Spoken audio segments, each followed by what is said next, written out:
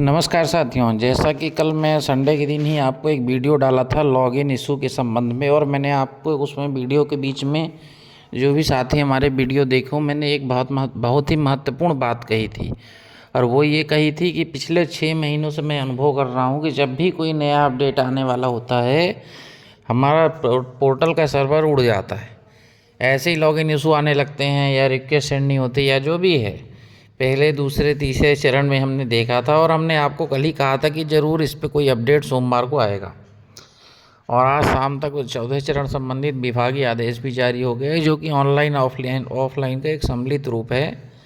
इस संबंध में जो निर्देश प्रसारित हुए हैं, उसमें अगर किसी आवेदक को संशय हो तो थोड़ा सा उसको समझना पड़ेगा। उसके जो महत्वपूर्ण बिंदु हैं उससे चर्चा के लिए ही मैं आपके बीच आया हूं, और उसके जो मेन की पॉइंट हैं वो मैं आपको बताऊंगा। इसलिए वीडियो से बने रहें। अगर आप अभी तक चैनल को सब्सक्राइब नहीं किए हैं तो आप सब्सक्राइब तो सबसे पहले कर लें, क्योंकि सभी महत्वपूर्ण अपडेट सबसे पहले हम ही लेके आ रहे हैं पिछले 6 महीने से।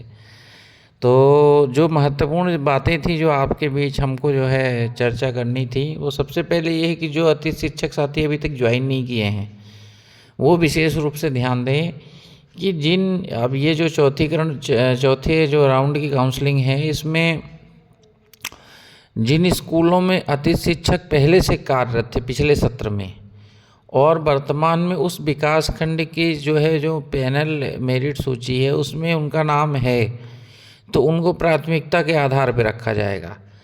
अब इसमें विकास खंड वाइज मेरिट सूची का एक नाम आया, तो मैं आपको बता दूं, इस काउंसलिंग में जो हमारे शाला प्रभारी हैं उनको विकास खंड वाइज और पैनल वाइज मेरिट सूची प्रदर्शित की जाएगी। जब भी वो लॉगिन करके चेक करेंगे तो उनको दिखेगा, और इसी मेरिट सूची के आधार पर पहला पॉइंट तो है कि जिनमें पहले अतिथि शिक्षक कार्यरत थे उनको प्राथमिकता के आधार पर रखना है। दूसरा पॉइंट ये है कि अगर वो आवेदक नहीं हैं तो वहाँ पे उनको जो है मेरिट के आधार पे आवेदकों से स्वयं मोबाइल फ़ोन पे उनके संपर्क करना है, और जो उसमें से काम करने के इच्छुक हों उनको बुलाना है, और उनकी सहमति असहमति के आधार पे उनकी ज्वाइनिंग प्रक्रिया पोर्टल पे पूरी करनी है। और ज्वाइनिंग फॉर्म अपलोड होगा जैसे पहले होता था, सत्यापन होगा, दस्तावेजों का भी सत्यापन का लिखा हुआ है इस आदेश में, तो दस्तावेज भी चेक किए जाएंगे।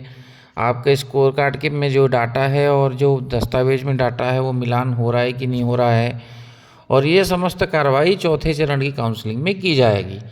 अब चूँकि ये प्रक्रिया कल से प्रारंभ होगी, तो इसमें व्यवहारिक परेशानियां जो भी हमारे आवेदक साथियों को आएगी उसको हम फिर से वीडियो के माध्यम से चर्चा करेंगे।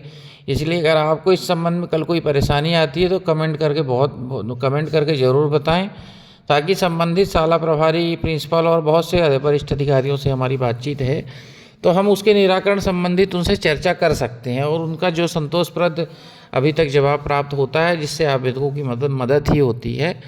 तो आपकी मदद में जो भी जो है उचित प्रक्रिया होगी वो करेंगे। और अंत में आप सभी से फिर से एक बार अनुरोध है कि चैनल से जुड़ जाएं, क्योंकि जो भी लेटेस्ट अपडेट आएंगी वो वीडियो के माध्यम से इस चैनल में डाली जाएंगी, या आप सब्सक्राइब करेंगे तो उसका नोटिफिकेशन आपको भी मिल जाएगा, और समस्त महत्वपूर्ण जानकारियों से आप निरंतर अपडेट होते रहेंगे। तो सभी साथियों का बहुत बहुत धन्यवाद।